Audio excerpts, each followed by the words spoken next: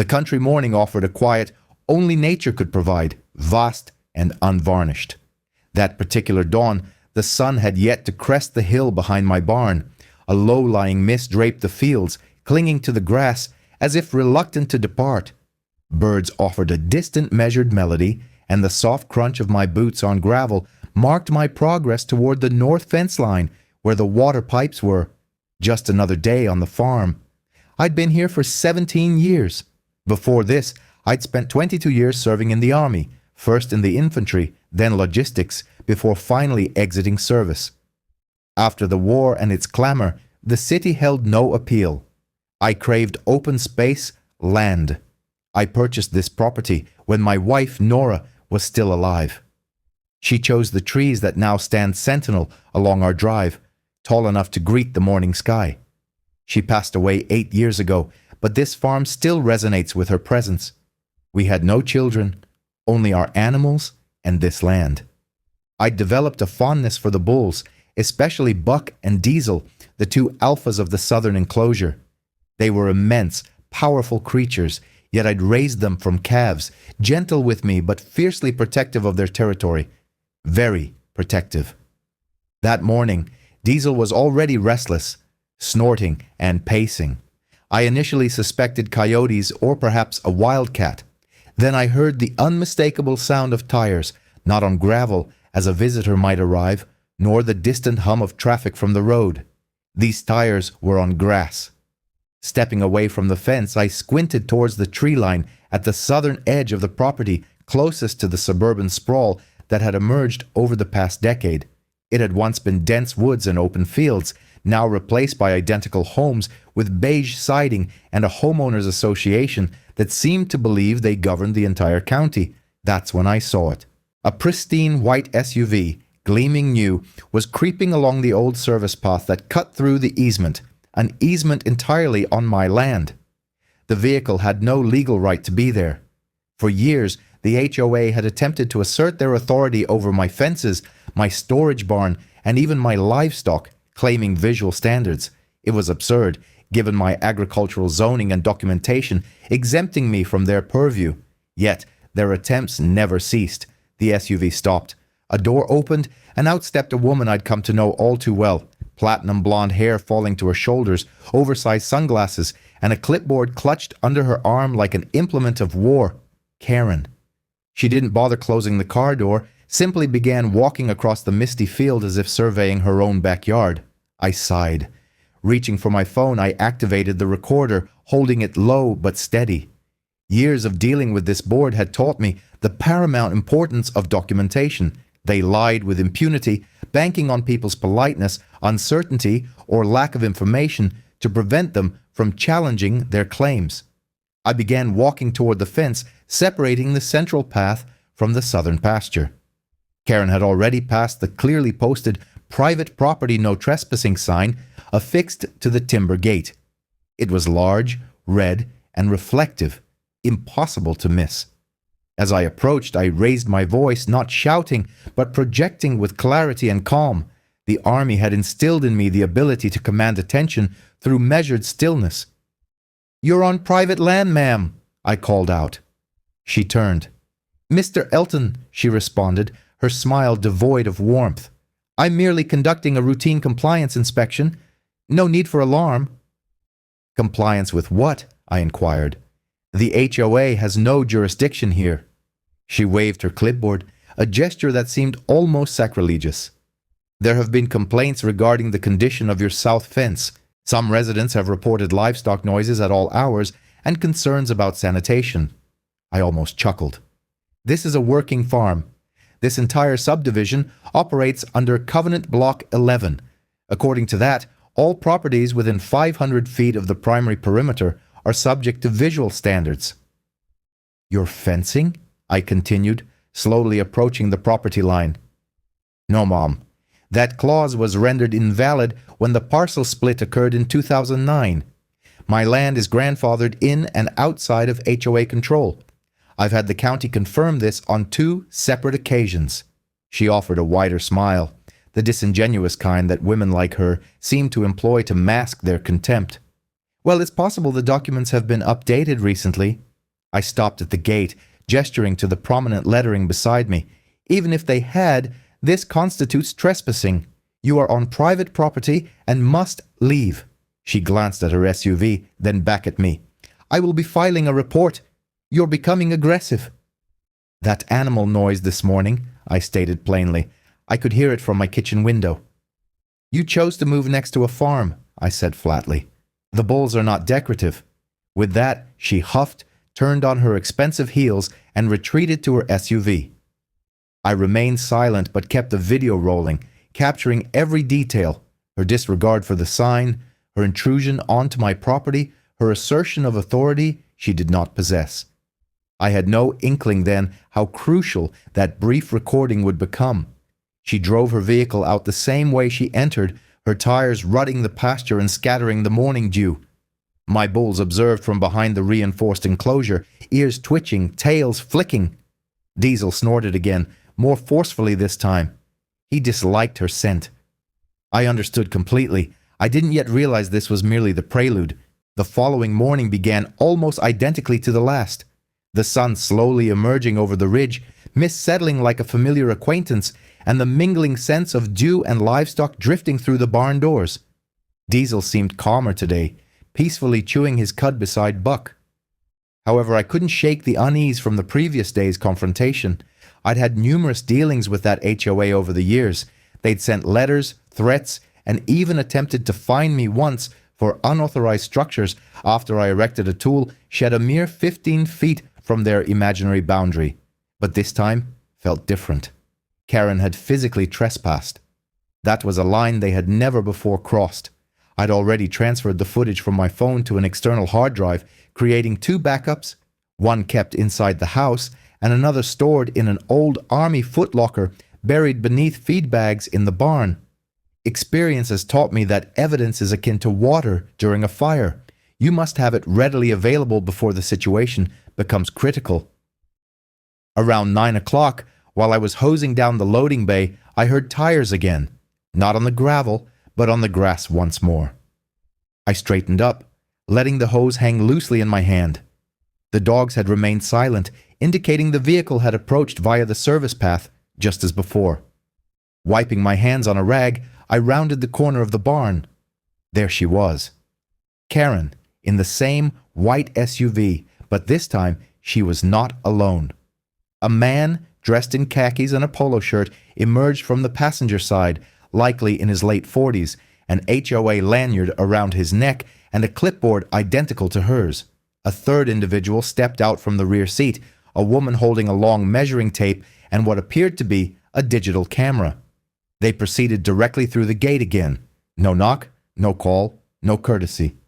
I remained still, observing their intentions. Karen led them along the side fence, pointing towards a corner where the property gently sloped downhill. That particular corner had always collected water after rainfall. In fact, I had installed additional drainage tiles there 5 years prior. I moved slowly, deliberately, allowing my presence to be felt. The man with the clipboard noticed me first, looking visibly uncomfortable. Karen, however, remained unfazed. "Mr. Elton," she announced cheerfully, "glad you're here. We're conducting a preliminary inspection of your fence perimeter. Several reports were submitted following our community walkabout last month. Concerns regarding structural integrity, visual degradation, and potential impact on surrounding property values." I offered no response. The woman with the measuring tape stepped back slightly, clearly hesitant to proceed. "You are trespassing," I stated, my voice unwavering. Karen blinked, tilting her head. "Actually," she countered, "according to the shared easement guidelines filed with the county under Article 7, Section B, we are permitted a 3-foot survey offset for safety compliance." I raised an eyebrow. That guideline pertains to shared HOA green spaces, not private agricultural land exempt under Resolution 09142. This is entirely my property, and you are standing 10 feet inside the boundary, not 3. I noticed the man with the clipboard shifting uneasily. "Karen, perhaps we should verify the documents first," he suggested. "We have every right to ensure the neighborhood remains safe and compliant." She cut him off sharply. Then she turned back to me. If you have an issue with our presence, perhaps you should attend our open board meeting next Thursday. The invitation was sent, I replied. I threw it in the burn barrel. As I do with every notice you people send, I added. Her nostrils flared, but the smile remained. I retrieved my phone again. I will require all of you to leave immediately. You have been warned. I have the footage from yesterday. This constitutes your second violation. The woman with the measuring tape was already heading back to the SUV. The man hesitated, then followed. Karen held her ground a few seconds longer, her gaze fixed on the bulls on the far side of the field. They were calm today, but watchful. "What's the name of that one?" she inquired, pointing towards Diesel. "The big one." "Diesel," she muttered. "Figures." She then turned and departed. They reversed the SUV more slowly this time. I remained standing there until their taillights vanished. By the time I returned to the barn, my hands were trembling. It wasn't fear, but the certainty that these confrontations escalated.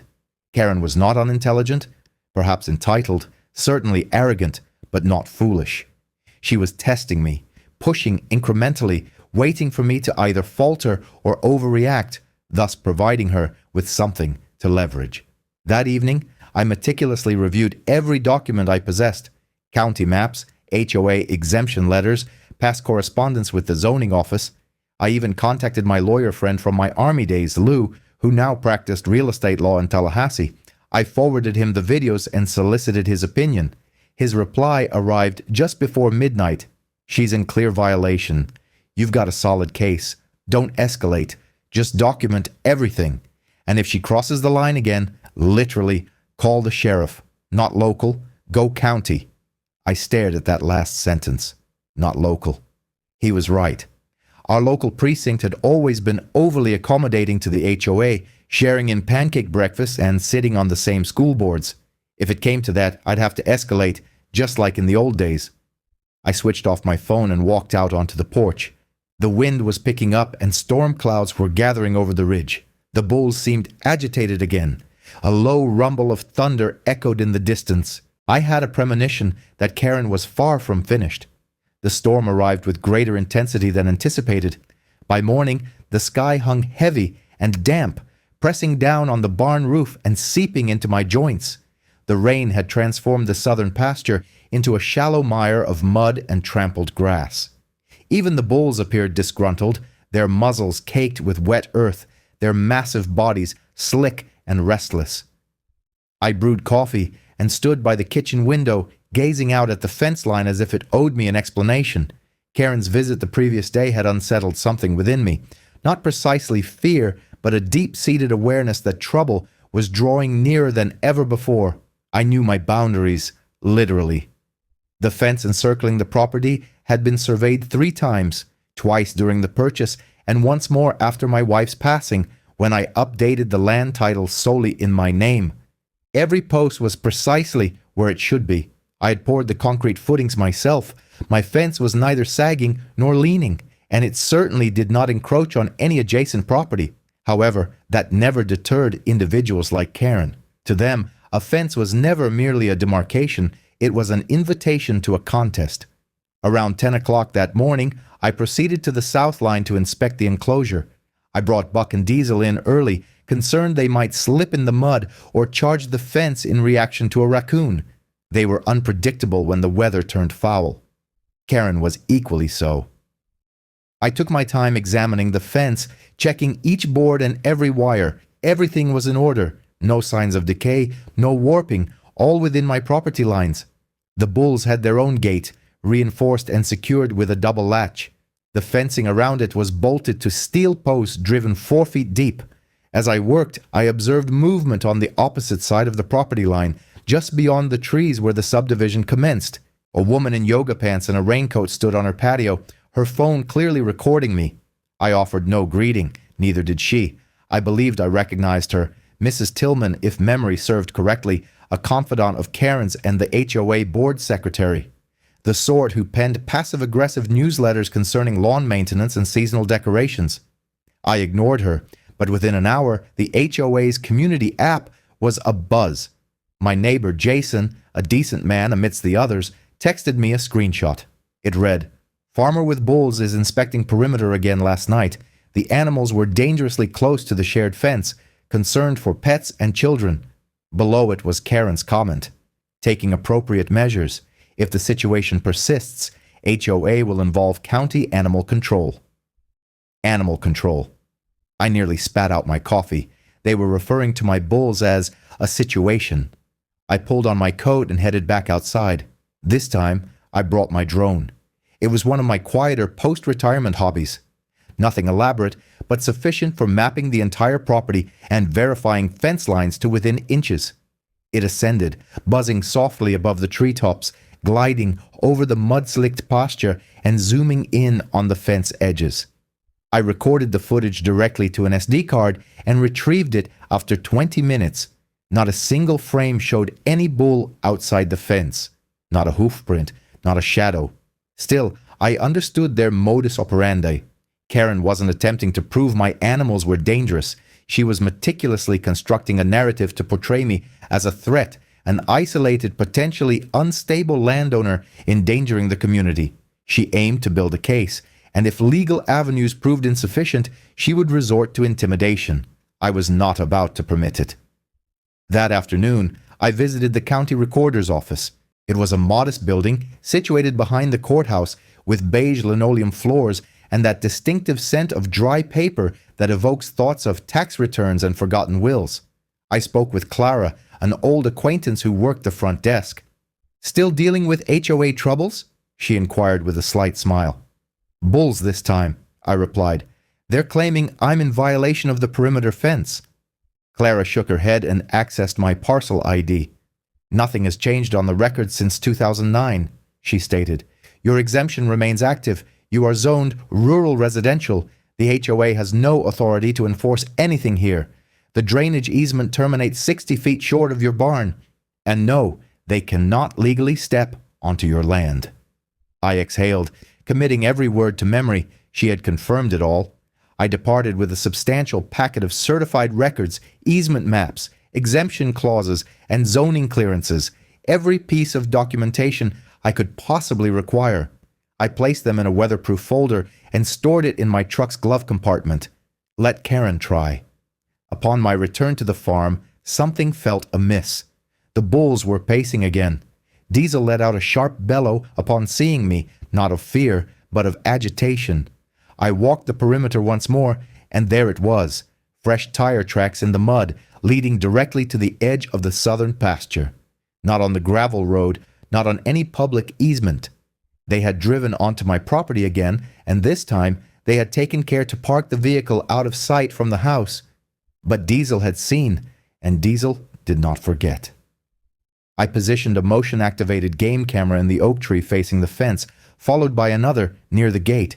Silent observers, ready to capture any serpent that dared slither back onto my land.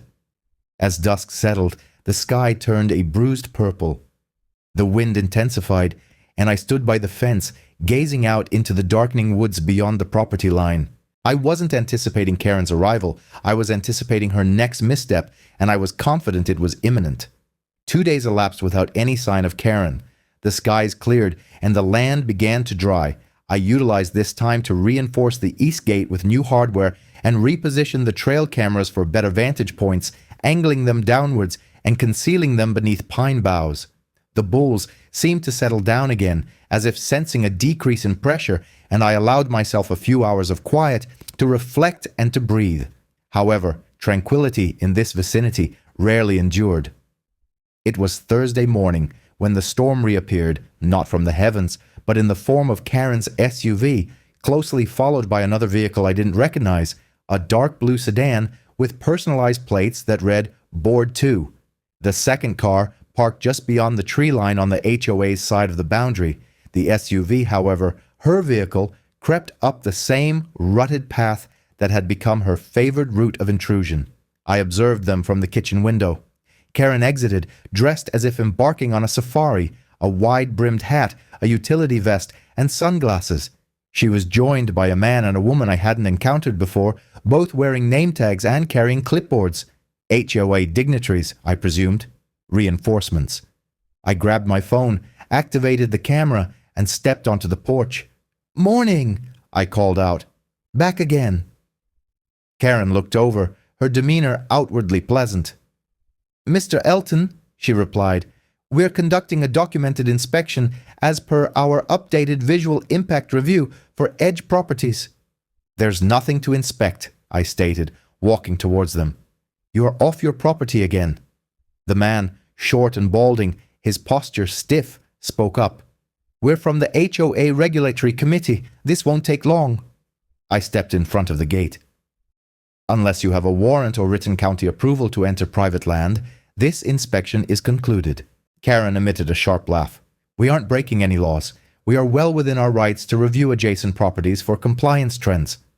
"Compliance trends," I echoed. "This is not a commercial lot. This is a farm, zoned agricultural, not under HOA jurisdiction. You are not entitled to review anything over here." The woman took a step forward, her heels sinking slightly into the still soft soil. "Our members have submitted formal complaints regarding noise, animal scent, and visual pollution, particularly from your fencing debris piles and outbuildings. We are obligated to investigate." I advanced a step, maintaining an even tone. "Do you see that sign?" I gestured to the prominent red lettering on the gate once more. "Private property, no trespassing. This is your final warning.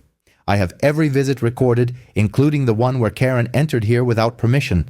Now leave." They hesitated. That's when Diesel bellowed from the pasture, a long, deep, angry sound. They all flinched. Karen turned towards the noise, and I saw it. A flicker of fear in her eyes. Not mere annoyance, not simple frustration, but genuine fear. "We require photographic documentation of the fence damage," the man stated, attempting to regain composure. "There is no fence damage," I replied, "and you will not obtain a single photograph from this side of the property line." Karen crossed her arms. "You are being deliberately uncooperative. If you have nothing to hide, why are you so defensive?" I stepped aside just enough for them to see the cameras mounted on the tree trunks, their red lights blinking like watchful eyes. "Because when people repeatedly trespass on my land without cause, I begin to defend myself with facts, footage, and the force of law." The group finally began to retreat. Karen lingered a moment longer, gazing across the pasture towards the barn. Diesel let out another grunt from the distance. He was pacing again. Even from this distance I could see it. He remembered her, and he did not appreciate her presence. "We'll escalate this," Karen muttered. "I certainly hope you do," I replied. "Perhaps then the county will take a closer look at how many times your board has crossed the line." Literally. They departed without another word. But I did not go inside. I remained by the boundary until the vehicles vanished into the trees, their tires churning up dry earth onto the Homeowners Association's pristine asphalt. That afternoon, I formally registered a trespass warning with the county sheriff's office. I included the photographs, the video evidence, and the documentation provided by Clara from the records department. While I preferred to avoid confrontation, I wouldn't allow them to distort the truth, as that was Karen's forte. She manipulated perceptions. To her, I was the erratic recluse with dilapidated fences and visual blight. Her goal was to portray me as a menace so she could consolidate her authority over the neighborhood's boundaries. However, she underestimated my resolve.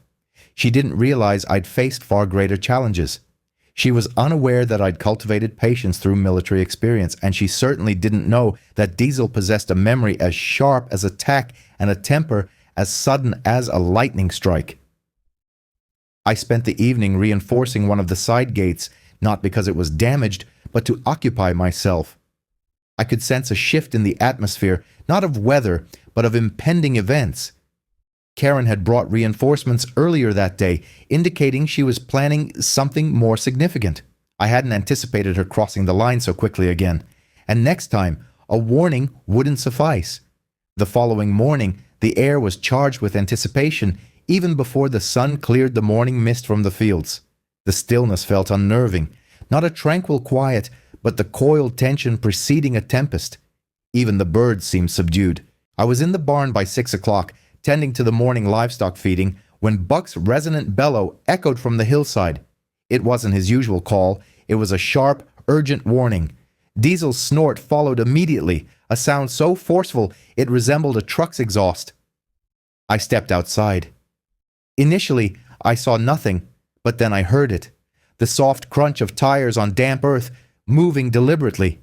Then, mirroring the earlier scene, a white SUV emerged at the foot of the service road. This time, however, it didn't halt near the gate. It continued onward.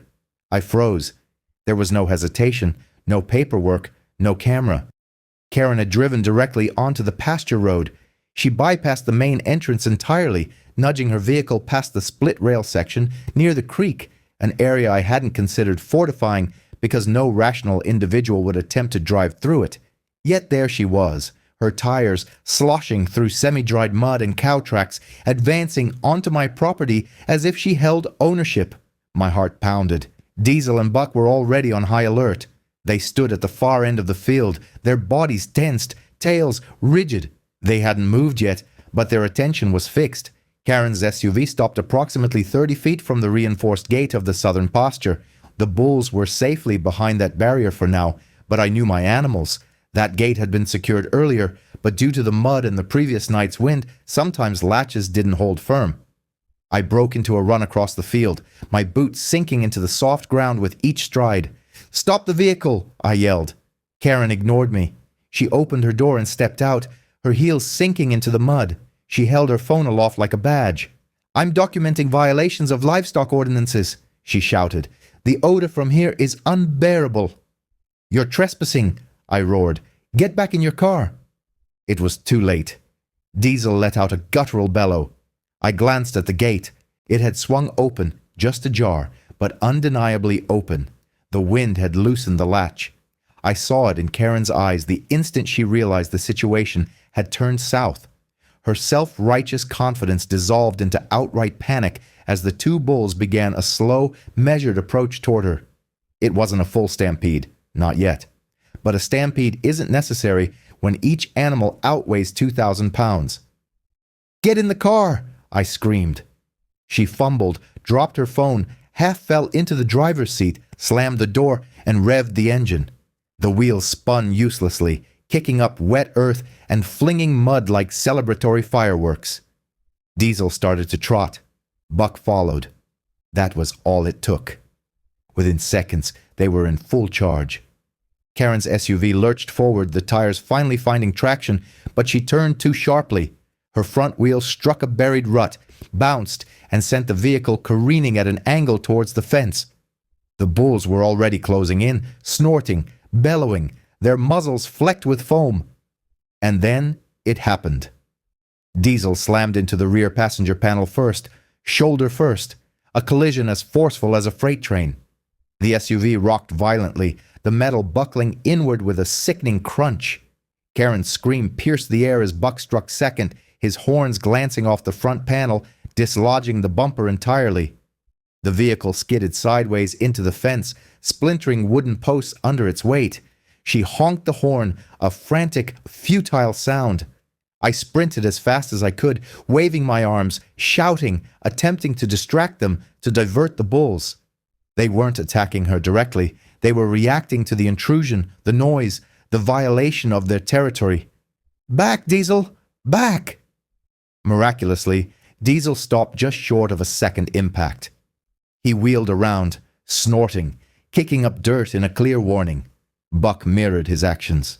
They both retreated, though only by a narrow margin, still agitated, eyes wide, but unwilling to escalate to outright destruction. Karen sat frozen in the driver's seat. Her windshield was fractured. The side of the SUV appeared as if it had been mauled by giants. One of her side mirrors dangled by a thin strand of plastic. She made no move to exit. I opened the rear gate and calmly led the bulls into the adjacent paddock, using a bucket of grain and soothing words. It took 5 minutes to ensure they were settled. Then, I walked back towards the wreckage. Karen hesitantly lowered her window a fraction. You have monsters on your property," she hissed. "You drove into their territory," I replied, my voice low and controlled. "There are 6 no trespassing signs between here and the last gate. I warned you. You will pay for this." She snapped, reaching for her phone only to recall dropping it outside in the mud. "I suspect your insurance will cover that," I stated, adding, "assuming they don't drop you for gross negligence." A raw scream, not of words but of pure fury, erupted from her as she struck the steering wheel. Her car horn blared insistently. I retrieved my phone and initiated recording. "This is private property," I said clearly. "You trespassed. I instructed you to leave. You entered a livestock area and you caused the damage." She shouted something about legal proceedings, about animal control, about having me arrested, but I had already contacted the sheriff. This time, I didn't call the local precinct. I called the county. They arrived 20 minutes later. Karen attempted to manipulate the situation, but I possessed video evidence. I had timestamps. I had security camera footage. I had tire tracks. I had irrefutable proof. The deputy's expression remained largely impassive as she ranted. When she paused for breath, he turned to me and inquired, "Do you have property documents in the glove compartment?" "Certified copies," I confirmed. He walked to my truck and retrieved the folder, leafing through the pages. Then he addressed Karen. "Ma'am," he said flatly, "you are fortunate you weren't killed." Her face paled. The deputy gestured to the damaged fence. "That damage is your responsibility. This gentleman warned you multiple times. He has it documented. If you attempt to file any complaint against him, we will forward the case to the district attorney with charges of trespassing and reckless endangerment against you." Karen remained silent, her eyes fixed. She simply sat there as her SUV hissed, dented and steaming in the mud. As they towed her vehicle away, I stood quietly by the pasture gate, one hand resting on the fence post. Diesel stood beside me, now silent and calm, as if the storm had passed. But it hadn't, because I knew Karen, and she was far from finished. The following day, Karen's SUV was gone, removed from the field by a flatbed tow truck just after dawn. The damage was more extensive than I had initially observed. The rear quarter panel was caved in, the taillights shattered, and the passenger side window was a web of cracks like a fractured egg.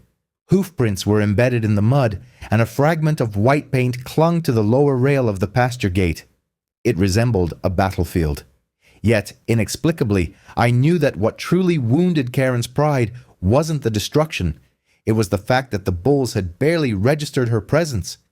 They hadn't cared that she represented the HOA, or that she carried a clipboard, or that she recited bylaw codes.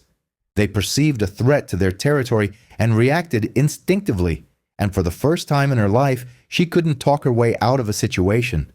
Karen's scream didn't come until after the bulls had moved away, not when the SUV was hit, not when the gate gave way, not when the fence splintered. No, her scream erupted when I approached her with my phone recording, calm, composed, and completely prepared. That scream was primal, born not of pain, but of profound humiliation. And humiliation, I understood, was Karen's most dangerous motivator. After the county deputy departed, I stayed up late reviewing the footage again, frame by frame, ensuring every moment was archived and backed up. The lighting was dim due to the overcast sky, but it clearly showed her driving past the gate, across the field, directly into livestock territory. 4 signs were visible in the frame.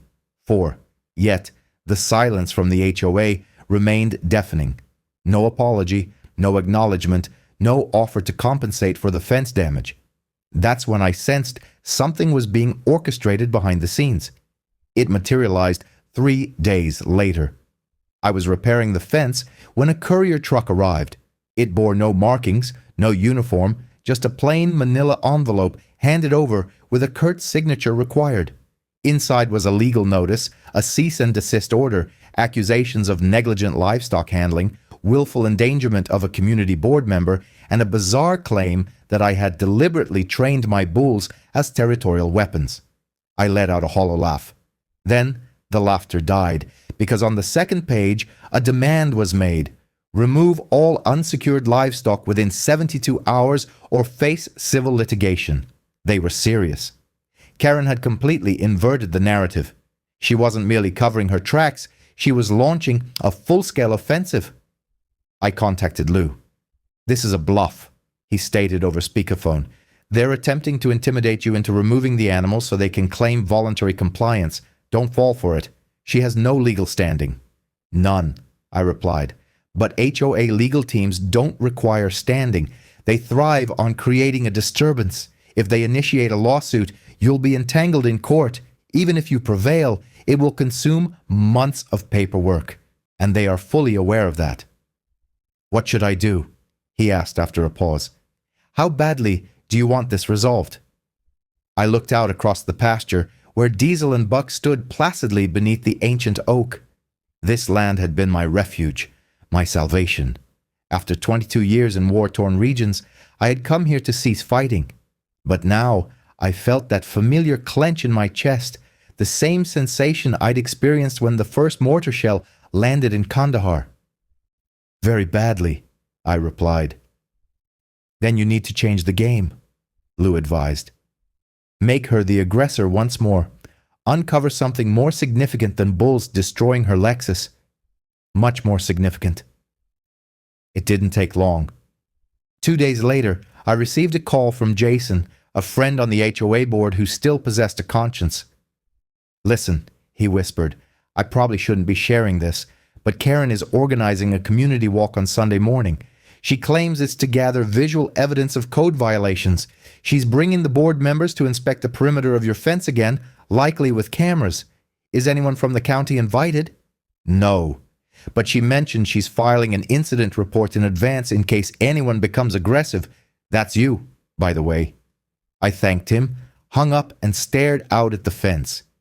If she intended to cross the line again, so be it. This time, I would be prepared. Sunday arrived quickly. I spent Saturday night preparing. I reinforced the gate twice. I installed 2 additional trail cameras, and then I brought out the advanced equipment. A portable military-grade motion sensor kit, a leftover from a tactical training program I assisted with in Texas. Perfectly legal, perfectly undetectable. The sun slowly ascended over the eastern ridge, burning through the mist, and then they arrived. 5 individuals. Karen, dressed entirely in white, resembling some sort of avenging angel of lawn regulations. Her assistant, clipboard in hand, followed by 2 board members like shadows, and an unidentifiable man, tall and quiet, holding a handheld camcorder. They didn't ring the doorbell. They didn't announce their presence. They simply began walking along the edge of the fence line, snapping photographs, conversing loudly as if narrating for an unseen jury. "This area exhibits clear signs of decay," Karen stated near the old gate post. "This stack of feed bags contravenes Visual Compliance Zone B," the assistant responded. They hadn't yet crossed the boundary, but they were perilously close. 5 feet, 4 inches. And then Karen stepped over. "Just a little, just enough." Click! The motion sensor flashed red, and I emerged from the barn with a smile. "Smile for the camera," I said. "You've just violated a cease and desist order." She froze. Her assistant turned ashen. "You're being recorded, Karen," I continued. "And not just by me. My attorney has live, time-stamped alerts from 3 surveillance systems, and we are streaming to a cloud server that will forward the data to the sheriff's office in 10 minutes. We were invited," she stammered. "This is a community."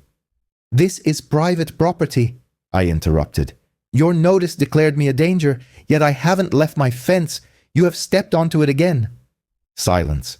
I addressed the tall man with the camcorder. "Are you with them?" "No, sir," he replied. "I'm independent. The HOA hired me for documentation. I have it all on tape." Karen turned on him. "You are not authorized to share that." "I'm not deleting anything," he said calmly. "You signed a waiver." She screamed again, not from fear, but because the carefully constructed narrative she had built had just crumbled. Karen was trembling.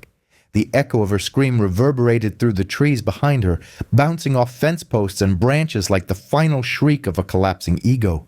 Her face flushed crimson, teeth clenched, nostrils flaring.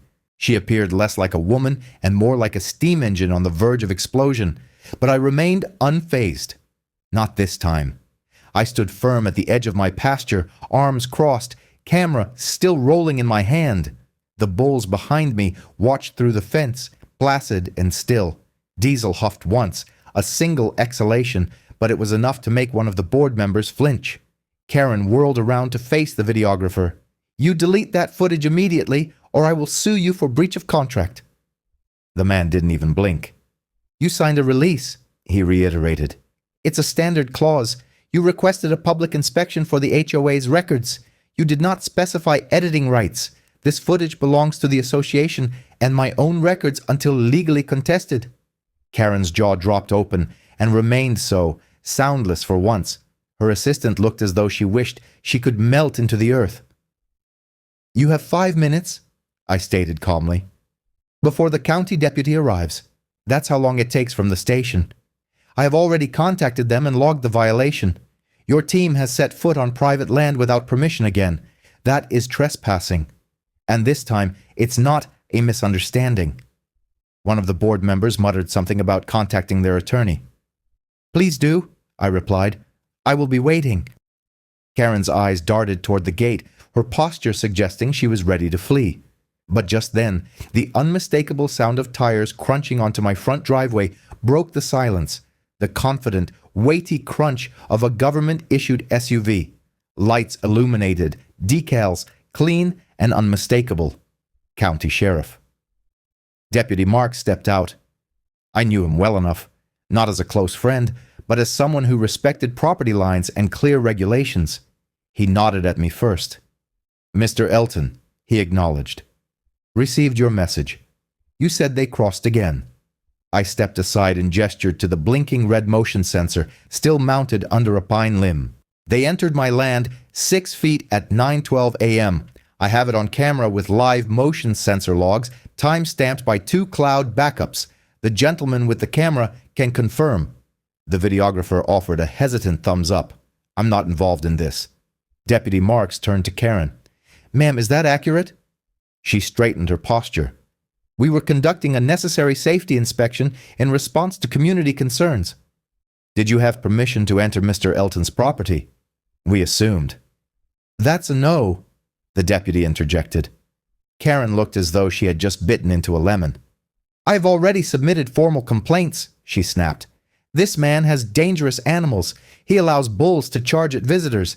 He has trained them as weapons. I was nearly killed on this property." Deputy Marks turned to me. I pulled out my phone and tapped the screen. "I have footage of the SUV incident. She drove into a livestock pasture, past 4 signs. She was never attacked. She spooked the animals, panicked, and crashed into the fence. I reported that as well." He nodded. "And the body cam footage from that day supports your account.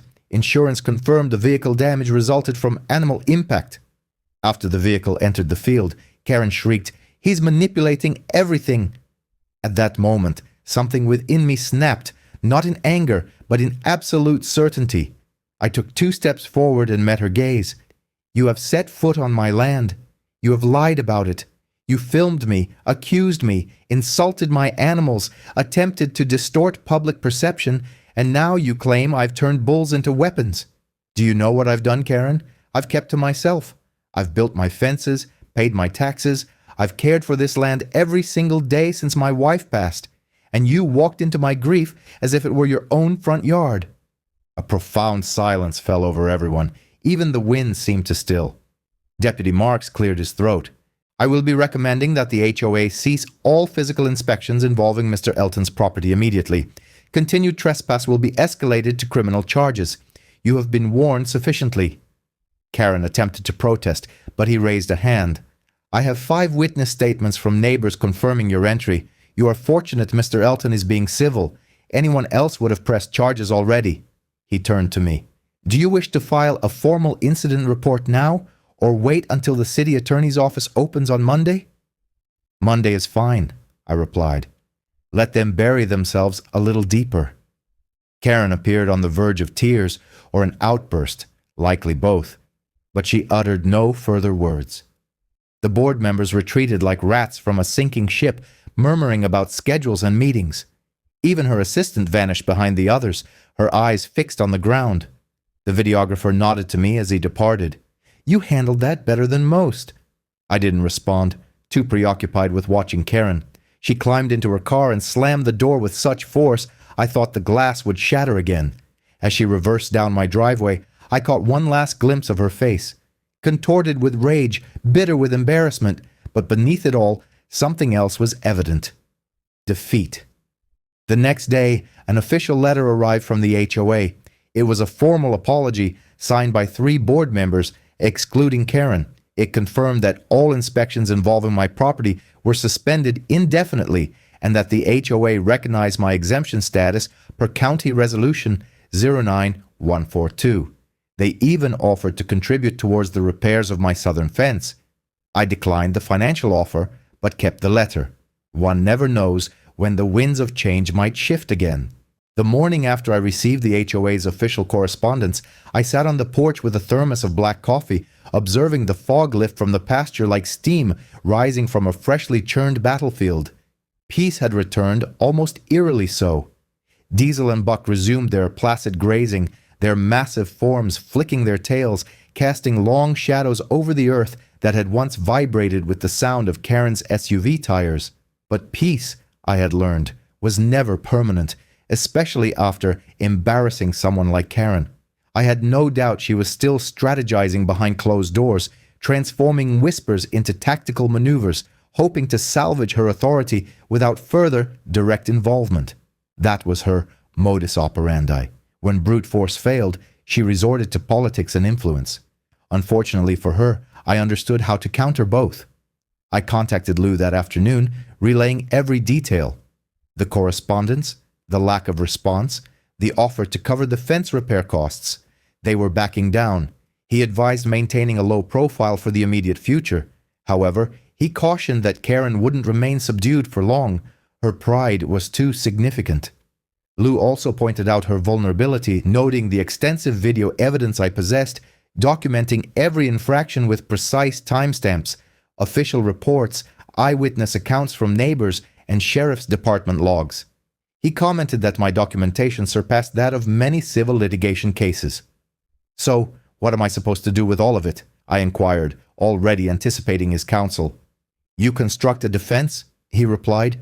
"Not a physical barrier, but a legal one, impregnable to her attempts to breach it." And so, I proceeded. For the subsequent week, I meticulously amassed every piece of evidence, every recorded clip, every photograph.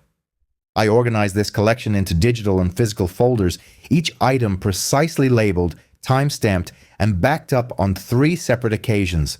I drafted a formal sworn statement detailing each incident in its chronological sequence: the initial unauthorized entry onto my property, the inspection accompanied by law enforcement, the confrontations involving the bulls and the SUV, her disregard for the cease and desist order, the baseless accusations she leveled against me with the Homeowners Association Board and Animal Control, every single transgression. Subsequently, I drove to the County Administration Building, presenting 2 copies to the clerk for official recordation. While there, I made an additional stop at the Planning and Zoning Department. I requested an audience with Supervisor Maggie Heron, a discerning woman in her 60s, whose tenure in land management significantly predated the existence of most HOA boards. She acknowledged my presence with a glance. "Mr. Elton," she began, "I understand you've encountered further difficulties with some of your neighbors." "The challenges have lessened," I responded, "but I wish to ensure they do not recur." I presented her with a copy of the HOA's official letter and my exemption documentation. She reviewed them, nodding thoughtfully. "I wish to formally submit a notice for public record," I stated, stipulating that any future assertions of HOA authority over my property were erroneous and subject to county sanctions for the misuse of official power. She raised an eyebrow, remarking, "Going nuclear, are we? Essentially erecting a digital fortress." A smile touched her lips as she signed the document, adding it to the public registry. From that point forward, should Karen attempt any further action, even merely referencing my name in an HOA board meeting agenda, it would automatically trigger a county-wide alert. I had effectively compelled the system to work in my favor. Nevertheless, one final task remained: the video footage. I'd kept it confidential until then, sharing it only with Lou, the sheriff's department, and the county. However, I recognized the necessity for others to witness it, not for the purpose of ridiculing Karen, nor for personal vindication, but as a cautionary tale, a demonstration of the consequences when boundaries are disregarded both literally and figuratively. Consequently, I uploaded the edited video compilation. The presentation was unadorned, devoid of any commentary, showcasing only the raw footage. I titled it, "When HOA Power Oversteps, A Farmer's Warning." Within 2 days, the video had garnered 38,000 views. The comment section flourished with contributions from farmers, military veterans, suburban residents, and even former HOA board members. The outpouring of support was profoundly moving. Messages poured in from across the nation, detailing experiences of intimidation, threats to property, and punitive fines imposed for minor landscaping choices or paint colors. It became evident that I was not alone in this struggle, and when Karen finally viewed the compilation, a prospect I knew was inevitable, it must have been a deeply galling experience.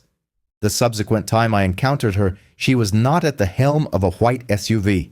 Instead, she occupied the passenger seat of a blue sedan, her gaze fixed on the passing scenery, while another individual took the controls. She made no attempt to approach my property, offered no greeting, and displayed no hint of a smile. She appeared as a spectral apparition of the woman who had once stormed my fields armed with legal threats and high heels, and I must confess, I felt no sense of triumph. I simply felt finished. I harbored no desire for retribution. I possessed my land, my tranquility, my bulls, my fence, and the vibrant bloom of my wife's former garden along the eastern edge of the barn.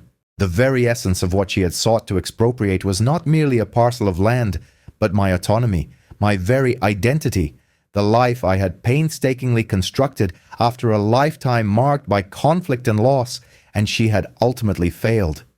Her defeat was not attributed to a louder voice, but to my profound understanding of my own character and my superior grasp of the law. I returned to the barn, closing the doors behind me. Diesel emitted a low, languid grunt. I offered him a pat on his flank. "She won't be returning," I assured him. He huffed again, as if to convey his agreement. The silence that descended after Karen's final appearance was not the quietude of embarrassment, but the profound hush that follows a reckoning, the stillness in a room when the loudest voice is finally recognized as having been unequivocally wrong. Within a week of the video's release, the local chatter escalated into widespread regional interest. I began receiving interview solicitations from small-town newspapers and blogs dedicated to HOA reform. I declined the majority of these requests, as my motivations were not for personal recognition, but solely to ensure my land remained undisturbed. Yet the conversation had commenced, irrespective of my personal inclination. Individuals were scrutinizing the footage not for its dramatic content, but for the discernible pattern it revealed. Karen's conduct was not an isolated incident. It mirrored a pervasive malady afflicting communities nationwide. HOA boards were consistently overstepping their mandated authority, often with impunity, until this juncture. It was not long before a county compliance officer contacted me directly. "We have been reviewing your submitted footage," she stated during a concise phone conversation, "and we wish to formally request a meeting to discuss the actions of the Oak Hills HOA board, particularly the conduct of Ms. Karen Hollings." I readily agreed. The meeting convened at the local library, a neutral venue equipped with surveillance witnesses and an absence of the rural elements that might serve as distractions. I arrived in jeans and boots, a collared shirt, and carrying a folder organized with Lou's assistance, containing chronological documentation, every relevant letter, map, report, and significant video still. Seated across the table were two representatives from the County Ethics Review Board, a zoning supervisor, and a member of the legal compliance team. Their demeanor was not one of camaraderie, but of diligent verification. The proceedings spanned 3 hours. There was no rush, and I offered no embellishments. I presented a comprehensive account of events: the initial intrusion, the baseless claims of jurisdiction, the persistent harassment, the trespassing, the threats involving animal control, the incident with the SUV, the repeated violations of the cease and desist order, and finally, the deliberate, orchestrated walkthrough where she falsely denied setting foot on my property, all corroborated by video evidence. After being sworn to provide truthful testimony, every word, every frame of footage was substantiated by concrete documentation. Upon concluding my presentation, they expressed their gratitude. While they offered no explicit promises of resolution, their expressions conveyed an implicit understanding. That Wednesday marked the turning point. By Friday morning, the initial repercussions became apparent. The HOA issued a public statement announcing Ms. Holling's voluntary resignation from her presidency, citing personal stress and safety concerns. They attempted to portray her as a martyr, overwhelmed by the perceived hostility of rural landowners resistant to modernization. However, their narrative lacked credibility. Jason, a neighbor and friend, shared a screenshot from their private online forum. The commentary was scathing. "She deceived us," one post read. "He warned her repeatedly. I own a bull too. They are livestock, not weapons. This entire board requires an audit." Subsequently, the more significant consequences materialized. An official audit was announced wherein county auditors would scrutinize all HOA expenditures, complaint submissions, enforcement actions, and interpretations of codes spanning the previous 5 years. Karen's name appeared on numerous documents, her signature, her claims, and her unofficial enforcement visits, all subject to rigorous examination. Lou contacted me that evening. "You've ignited a tempest, my friend," he remarked. "I merely presented the facts," I replied. "There was no need for escalation. You possess the truth and the reach of the internet." The following week, a copy of the HOA's internal minutes from an emergency session arrived in my mail. A substantial portion was redacted, yet a single line remained legible. "We can no longer afford representation by Ms. Hollings. Legal counsel strongly advises immediate disassociation." I never encountered Karen again. Rumor had it she divested her property at a financial loss and relocated out of state. One of the board members confided in Jason that she had considered suing the HOA for failing to defend her, an ironic twist given her history of weaponizing the organization for her own benefit. I felt no vindication, but rather a profound sense of closure, not only for myself, but for every neighbor she had harassed over minor matters like mailbox paint or holiday decorations. I recalled the elderly couple she had compelled to dismantle their hummingbird feeders due to pest concerns, and the single mother who had wept after Karen berated her for installing a small basketball hoop for her son. My actions had extended beyond defending my land. They had exposed a widespread pattern of abusive behavior, and in the harsh light of exposure, individuals like Karen often falter. Despite the resolution, I eschewed any celebratory gestures. The following morning, I resumed my routine as usual, tending to the animals, mending a fence post that Buck had leaned against with excessive force, and enjoying my coffee on the porch, observing the nascent sunlight painting the pasture. That weekend, neighborhood children rode their bicycles past the fence. One of them offered a wave, which I reciprocated. Jason delivered a 6-pack of beer and a portion of his homemade chili. He spoke little, merely sitting with me in comfortable silence for a while. "Have you ever contemplated running for the HOA board?" he inquired with a playful grin. I responded with a hearty laugh. "Good heavens, no." He joined in my amusement, yet the notion lingered in the recesses of my mind. It wasn't a desire for authority that spurred this contemplation, but rather the realization of how infrequent it was for an individual to effectively challenge and prevail. Perhaps, just perhaps, someone with my perspective was needed at the table, not to exert control, but to serve as a constant reminder of established boundaries. For lines are indeed significant, especially when one has meticulously constructed their life behind them. It was late spring when I completed the reconstruction of the southern fence, the very section that had succumbed to the combined force of Karen's SUV and Diesel's righteous indignation.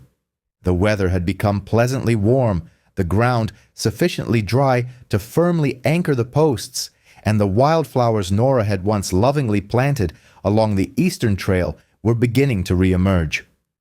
I undertook this task alone that morning, not out of obligation, but by personal choice. There exists a profound satisfaction in rebuilding that which others sought to dismantle. It transcends mere retribution or ostentatious display.